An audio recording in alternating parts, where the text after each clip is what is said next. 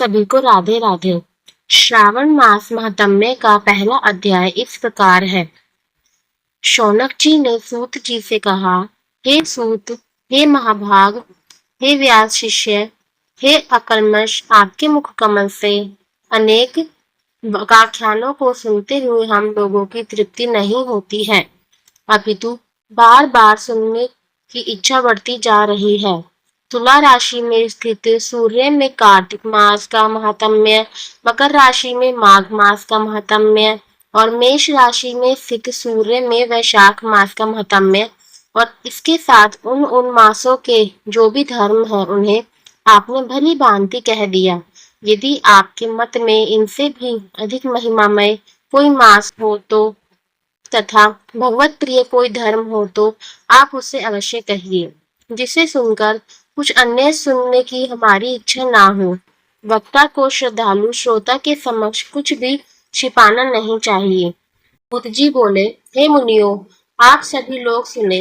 मैं आप लोगों के वाक्य गौरव से अत्यंत संतुष्ट हूँ। आप लोगों के समक्ष मेरे लिए कुछ भी गोपनीय नहीं है।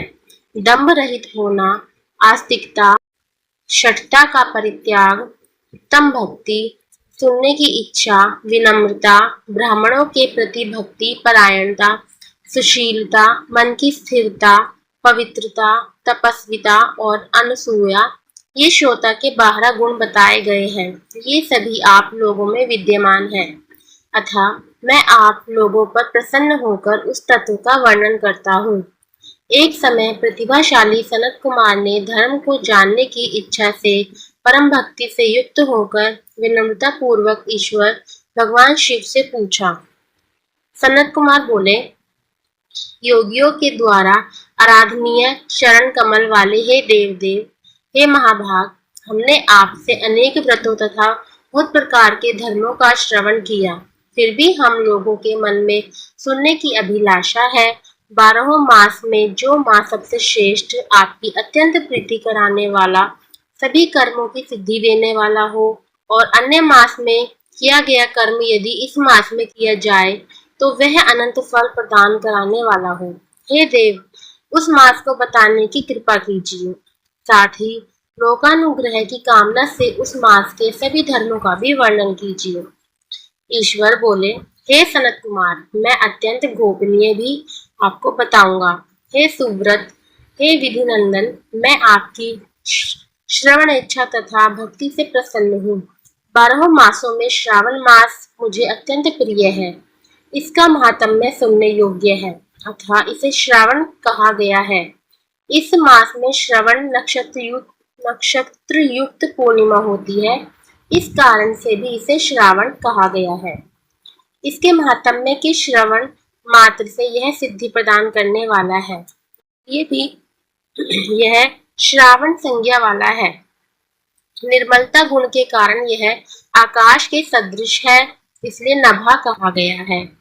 इस श्रावण मास के धर्मों की गणना करने में इस पृथ्वीलोक में कौन समर्थ हो सकता है, जिसके फल का संपूर्ण रूप से वर्णन करने के लिए ब्रह्मा जी 4 मुख वाले हुए, जिसके फल की महिमा को देखने के लिए इंद्र 1000 नेत्रों से युक्त होकर और जिसके फल को कहने के लिए शेषनाग 2000 जिह्वाओं से संपन्न हुए। अधिक कहने से क्या प्रयोजन, इसके महात्म्य को देखने और कहने में कोई भी समर्थ नहीं है। हे मुने, अन्य मास इसकी एक कला को भी प्राप्त नहीं है। यह सभी व्रतों तथा धर्मों से युक्त है। इस महीने में एक भी दिन ऐसा नहीं है जो व्रत से रहित दिखाई देता हो। इस माह में प्राय सभी तिथियां व्रतयुक्त हैं। इसके महात्म्य के संदर्भ में मैंने जो कहा है वह केवल प्रशंसा मात्र नहीं है। आर्तों, जिज्ञासुओं, भक्तों, अर्थ की कामना करने वाले, मोक्ष की अभिलाषा रखने वाले और अपने अपने अभिष्ट की आकांक्षा रखने वाले चारों प्रकार के लोगों, ब्रह्मचार्य, गृहस्थ, वानप्रस्थ, संन्यास आश्रम वाले को इस श्रावण मास में व्रतानुष्ठान करना चाहिए। सनत कुमार बोले, हे भगवान, आपने जो कहा कि इस मास में सभी दिन तथा तिथियां व्रत रहित नहीं है, तो आप उन्हें मुझे बताए किस तिथि में और किस दिन में कौन सा व्रत होता है, उस व्रत का अधिकारी कौन है उस व्रत का फल क्या है, किस किस ने उस व्रत को किया, उसके उद्यापन की विधि क्या है, प्रधान पूजन कहाँ हो और जागरण करने की क्या विधि है, उसका देवता कौन है, उस देवता की पूजा कहाँ होनी चाहिए, पूजन सामग्री क्या क्या होनी चाहिए और किस व्रत का कौन सा समय होना चाहिए। हे प्रभु, वह सब आप मुझे बताएं। यह मास आपको प्रिय क्यों है, किस कारण यह पवित्र है, इस मास में भगवान का कौन सा अवतार हुआ, यह सभी मासों में श्रेष्ठ कैसे हुआ और इस मास में कौन कौन धर्म अनुष्ठान के योग्य है। हे प्रभु, यह सब बताएं। आपके समक्ष मुझे अज्ञानी का प्रश्न करने में कितना ज्ञान हो सकता है, अतः आप संपूर्ण रूप से बताएं। हे कृपालु, मेरे पूछने के अतिरिक्त भी जो जो शेष रह गया हो उसे भी लोगों के उद्धार के लिए कृपा करके बताएं।